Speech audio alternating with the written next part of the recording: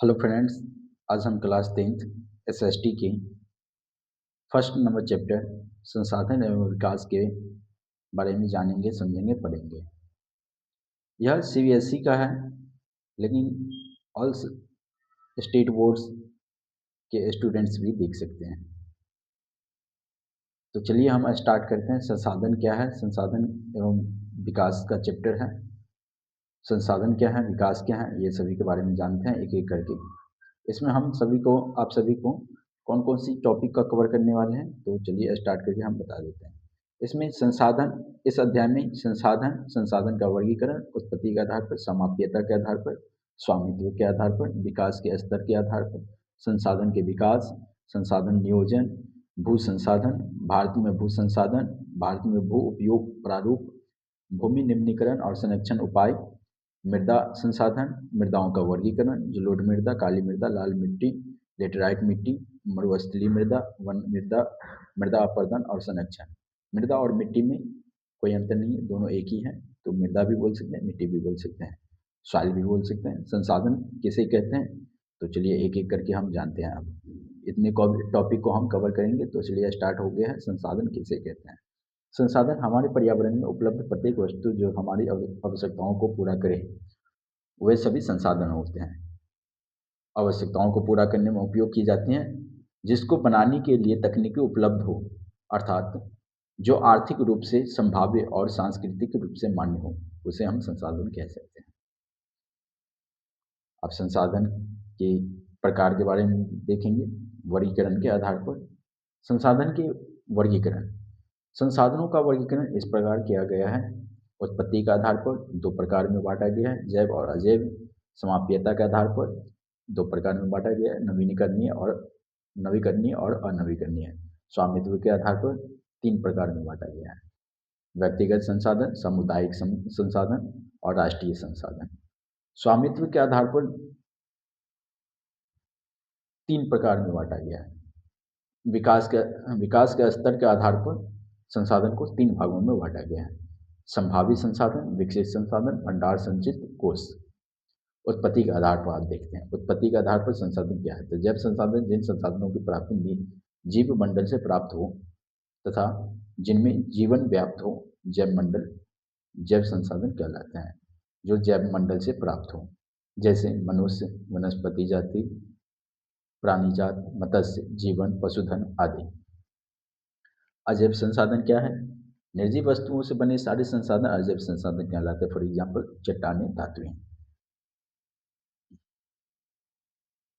समाप्यता के आधार पर नवीकरणीय संसाधन वे संसाधन होते हैं जिन्हें भौतिक, रासायनिक एवं यांत्रिक प्रक्रियाओं द्वारा नवीकरणीय या पुनः उत्पन्न किया जा सके, उसे नवीकरणीय संसाधन कहते हैं। जैसे सौर्य, पवन ऊर्जा, जल, वन एवं वन्य जीवन।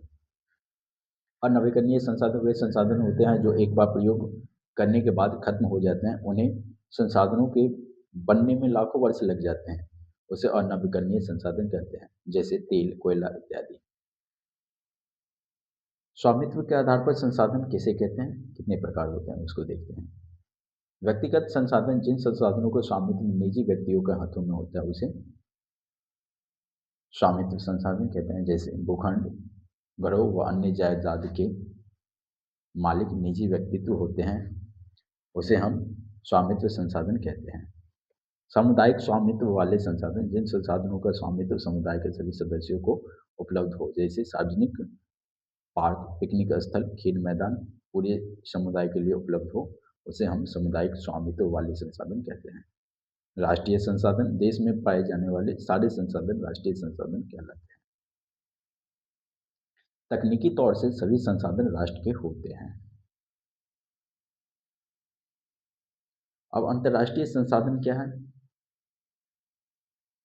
अंतर्राष्ट्रीय संसाधन तट रेखा से 200 किलोमीटर की दूरी पर, फॉर एग्जाम्पल महासागर जो होते हैं उसके तट रेखा से 200 किलोमीटर की दूरी, यानी अपवर्जक आर्थिक क्षेत्र, जिसे नॉटिमल मील कहते हैं, से परे खुले महासागरीय संसाधनों को अंतर्राष्ट्रीय संसाधन कहा जा सकता है या कहते हैं। इन संसाधनों को अंतर्राष्ट्रीय संस्थाओं की सहमति के बिना उपयोग नहीं किया जा सकता है। इसे हम अंतर्राष्ट्रीय संसाधन, जिसे हम 200 नॉटिमल मील ही बोला जाता है इंग्लिश में, नॉटी माइल है। विकास के स्तर के आधार पर संभावित संसाधन वैसे संसाधन जो किसी प्रदेश में विद्यमान होते हैं परंतु इनका उपयोग नहीं किया जाता है। उदाहरण स्वरूप भारत के पश्चिम भाग, राजस्थान एवं गुजरात में पवन और सौर ऊर्जा संसाधन की अपार संभावनाएं हैं। विकसित संसाधन वैसे संसाधन जिनका सर्वेक्षण किया जा चुका है और इनका उपयोग की गुणवत्ता और मात्रा निर्धारित की जा चुकी है, उसे विकसित संसाधन कहलाते हैं। यह कहते हैं भंडार संसाधन जिनका सर्वेक्षण किया जा चुका है परंतु प्रौद्योगिकी के अभाव में जिनका उपयोग नहीं किया जा सकता है। उदाहरण के लिए दो दो ज्वलनशील गैसों हाइड्रोजन और ऑक्सीजन का यौगिक जिससे ऊर्जा के मुख्य स्रोत के रूप में उपयोग किया जा सकता है, लेकिन तकनीकी ज्ञान के अभाव में ऐसा संभव नहीं है। संचित कोष वैसे संसाधन जो भंडार का ही एक हिस्सा है और जिनका उपयोग उपलब्ध तकनीक द्वारा किया जा सकता है परंतु जिनका उपयोग अभी तक शुरू नहीं किया गया है, जैसे बांधों में जल, वन आदि संचित कोष है।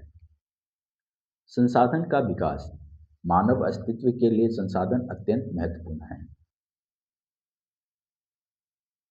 ऐसा विश्वास किया जाता था कि संसाधन प्रकृति की देन है, इसलिए मानव द्वारा इसका अंधाधुंध उपयोग किया गया है, जिसके फलस्वरूप निम्नलिखित मुख्य समस्याएं पैदा हो गई। कुछ व्यक्तियों को लालचवश संसाधनों का हास हुआ। समाज के कुछ ही लोगों के हाथ में संसाधन का संचय, जिससे समाज के दो हिस्सों संसाधन संपन्न अमीर और संसाधन विहीन यानी गरीब के बीच संसाधनों का बांटा जाना ही संसाधन का अभाव भी कहा गया है। संसाधन के अंधाधुंध शोषण ने वैश्विक परिस्थिति संकट पैदा किया है, जैसे भूमंडलीय तापन, ओजोन परत अपक्षय, पर्यावरण प्रदूषण और भूमि निम्नीकरण आदि। मानव जीवन की गुणवत्ता और वैश्विक शांति के लिए समाज में संसाधनों का मुख्य न्याय संगत बंटवारा आवश्यक हो गया है। संसाधन के सही उपयोग के लिए हमें सतत आर्थिक विकास करने की आवश्यकताएं होती है। सतत आर्थिक विकास का तात्पर्य ऐसे विकास है जो पर्यावरण को बिना नुकसान पहुंचाए और वर्तमान विकास की प्रक्रियाओं, भविष्य की पीढ़ियों की आवश्यकताओं की अपेक्षा न करें। इसी को हम सतत आर्थिक विकास का तात्पर्य कहते हैं। संसाधन नियोजन क्या है? संसाधन नियोजन एक जटिल प्रक्रिया है जिसमें निम्नलिखित सोपान होते हैं। देश के विभिन्न प्रदेशों में संसाधनों की पहचान कर उनकी तालिका बनाना, इन कार्य में क्षेत्रीय सर्वेक्षण, मानचित्र बनाना और संसाधनों का गुणात्मक, मात्रात्मक और अनुमान लगाना व मापन करना शामिल होते हैं। संसाधन विकास योजनाएं लागू करने के लिए प्रयुक्त प्रौद्योगिकी कौशल और संस्थागत नियोजन द्वारा ढांचा तैयार करना। संसाधन विकास योजनाओं और राष्ट्रीय विकास योजनाओं में समन्वय स्थापित करना। अब भू संसाधन क्या है? भूमि एक महत्वपूर्ण प्राकृतिक संसाधन है। प्राकृतिक वनस्पति, वन्यजीव, मानव जीवन, आर्थिक क्रियाएं, परिवहन एवं संचार व्यवस्थाएं भूमि पर ही आधारित होते हैं। भूमि एक सीमित संसाधन है, इसलिए हमें इसका उपयोग सावधानी और योजनाबद्ध तरीके से करना चाहिए।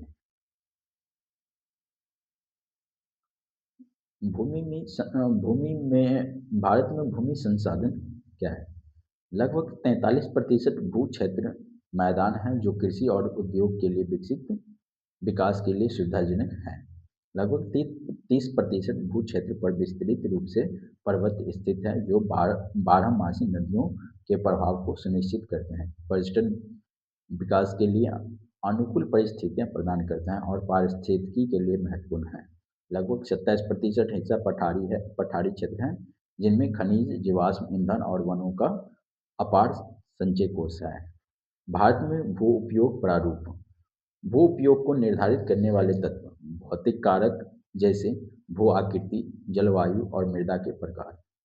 मानवीय कारक में जैसे संसाधन, जनसंख्या घनत्व, प्रौद्योगिक क्षमता, संस्कृति और परंपराएं इत्यादि शामिल है। भारत का कुल भौगोलिक क्षेत्रफल 32,08,000 वर्ग किलोमीटर है, परंतु इसके 93% भाग के ही भू उपयोग आंकड़े उपलब्ध हैं, क्योंकि पूर्वोत्तर प्रांतों असम को छोड़कर अन्य प्रांतों के सूचित क्षेत्रों के बारे में जानकारी उपलब्ध नहीं है। इसके अलावा जम्मू और कश्मीर में पाकिस्तान और चीन अधिकृत क्षेत्रों के भूमि उपयोग का संरक्षण भी नहीं हुआ है।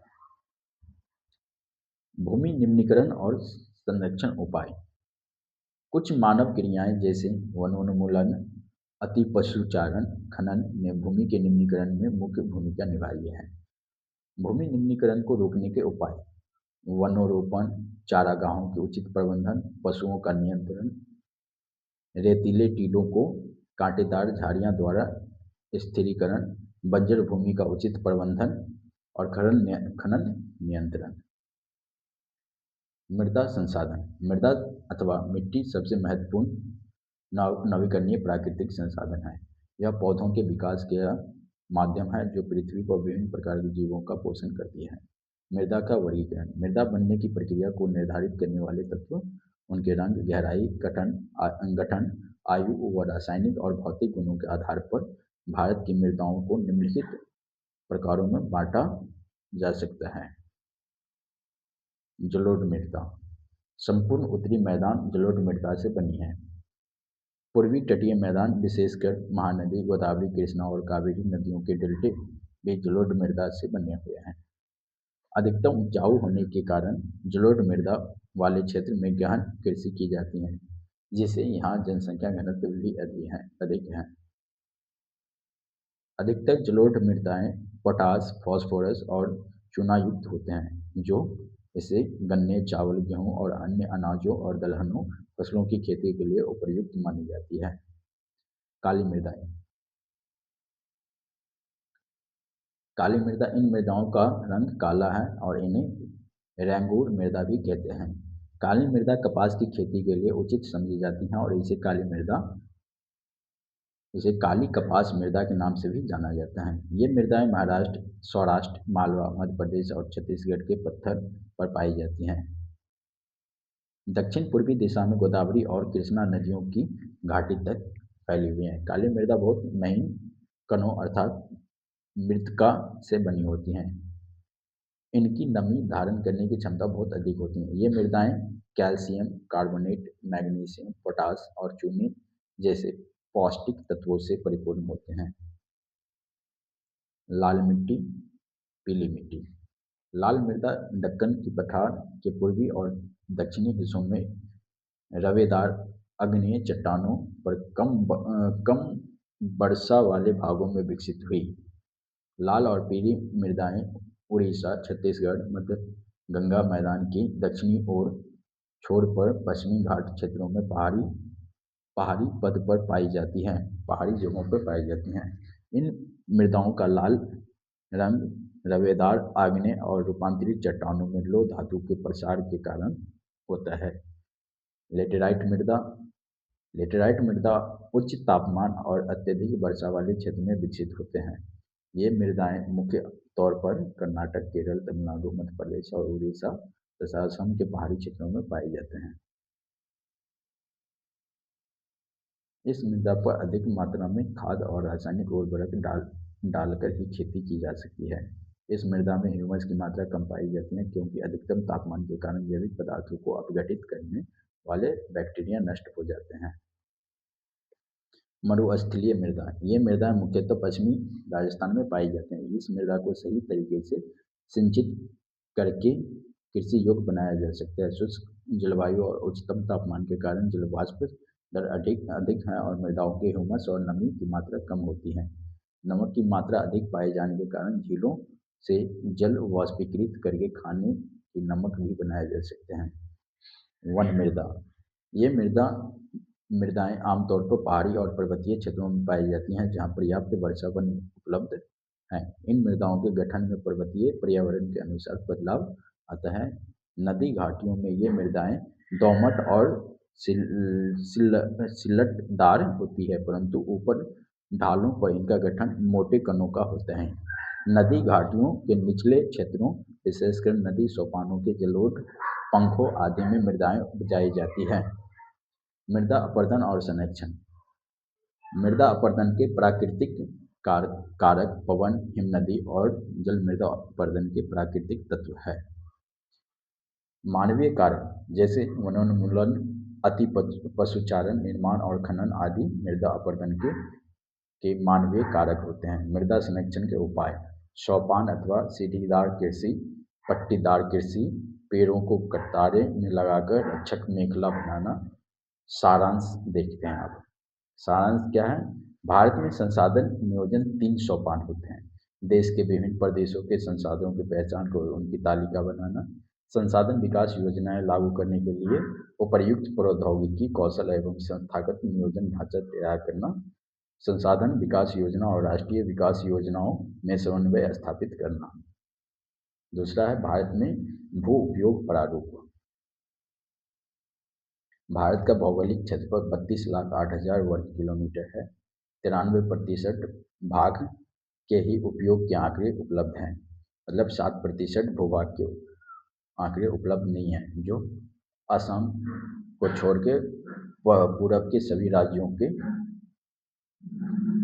आंकड़े उपलब्ध नहीं हैं, और जम्मू कश्मीर के कुछ भाग, फॉर एग्जांपल पीओके वाले क्षेत्र का भी उपलब्ध नहीं है, जो कि पाक ऑक्युपाइड और कश्मीर और चीन ऑक्युपाइड क्षेत्र है। असम को छोड़कर अन्य प्रांतों के सूचित क्षेत्र के बारे में जानकारी नहीं है। जम्मू और कश्मीर में पाकिस्तान और चीन अधिकृत क्षेत्रों के भूमि उपयोग का सर्वेक्षण नहीं हुआ है। अस्थायी चारागाहों के अंतर्गत भूमि में कमी आई है। प्रति भूमि जिस भूमि पर 2-3 साल में एक ही फसल ली जाती है उसे प्रति भूमि कहते हैं। शुद्ध बोया गया क्षेत्र, एक वर्ष में बोया गया कुल क्षेत्र। पंजाब और हरियाणा में शुद्ध बोया गया क्षेत्र सबसे अधिक है। अरुणाचल प्रदेश, मिजोरम, मणिपुर और अंडमान निकोबार में कम शुद्ध बोया गया क्षेत्र है। भारत में 54% भाग पर खेती होती है। भारत में राष्ट्रीय वन नीति 1952 में लाई गई। बंजर भूमि, पहाड़ी चट्टानें, सूखी और मरुस्थलीय भूमि, गैर कृषि प्रयोजन में बस्तियां, सड़कें, रेल लाइन, उद्योग। भूमि संसाधन का न्यूनीकरण, लंबे समय तक लगातार भूमि संरक्षण और प्रबंधन की अवहेलना करने एवं लगातार भू उपयोग के कारण। निम्नलिखित प्रश्नों का अब उत्तर देना है। अब इस प्रश्नों का उत्तर तो हम अगले स्लाइड में देंगे। इस प्रश्नों का उत्तर अगले वीडियो में बना के आप सभी को दे देंगे। प्रश्न है हमारा, संसाधन नियोजन के 3 सोपान कौन कौन से है, विवेचना करना है। वैसे तो मैं आपको टॉपिक में बता ही दिया हूँ, आप उसे भी बना सकते हैं, नहीं तो प्रॉपर इसका एक वीडियो हम आपको बना के दे देंगे। भारत में संपूर्ण भू उपयोग के आंकड़े उपलब्ध क्यों नहीं है? अस्थायी चारागाहों के अंतर्गत भूमि कम क्यों हो रही है? और शुद्ध बोया गया क्षेत्र किसे कहते हैं? भारत के कौन से क्षेत्र शुद्ध बोया गया क्षेत्र अधिक है? बंजर भूमि में कौन सा क्षेत्र आता है? भू संसाधन के निम्नीकरण के 2 कारणों का विवेचना करना है, विवरण देना है। उत्तर है एक के क, देश के विभिन्न प्रदेशों में संसाधन की पहचान, उनकी तालिका बनाना है।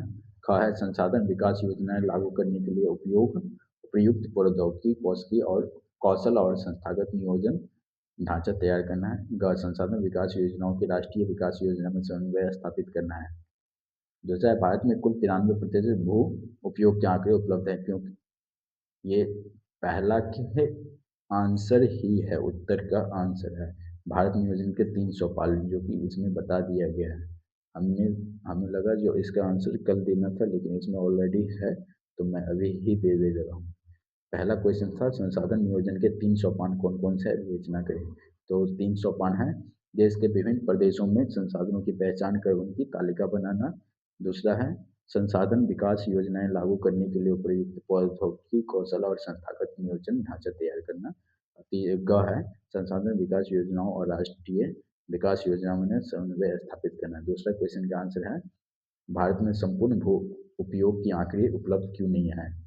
तो भारत में कुल 93% भू उपयोग के आंकड़े उपलब्ध है, क्योंकि पूर्वोत्तर प्रांतों में असम को छोड़कर अन्य प्रांतों के सूचित क्षेत्रों के बारे में जानकारी उपलब्ध नहीं है। इसके अलावा जम्मू कश्मीर में पाकिस्तान और चीन अधिकृत क्षेत्रों में भूमि उपयोग की सर्वेक्षण भी नहीं हुआ है। तीसरा क्वेश्चन है, शुद्ध बोया गया क्षेत्र किसे कहते हैं? भारत के कौन से क्षेत्र में शुद्ध बोया गया क्षेत्र अधिक है? तो तीसरा का आंसर इसमें नहीं है। तो आज का वीडियो यहीं पर अंत करते हैं और बाकी 3-4 प्रश्नों का उत्तर मैं कल के वीडियो में डाल दूंगा। आप सभी हमारे चैनल को लाइक कर दीजिएगा, सब्सक्राइब कर दीजिएगा एंड शेयर कर दीजिएगा। अच्छा लगे तो लाइक ज़रूर कर दीजिएगा और सब्सक्राइब ज़रूर कर लीजिएगा। आप सभी को बाय बाय, धन्यवाद, गुड नाइट।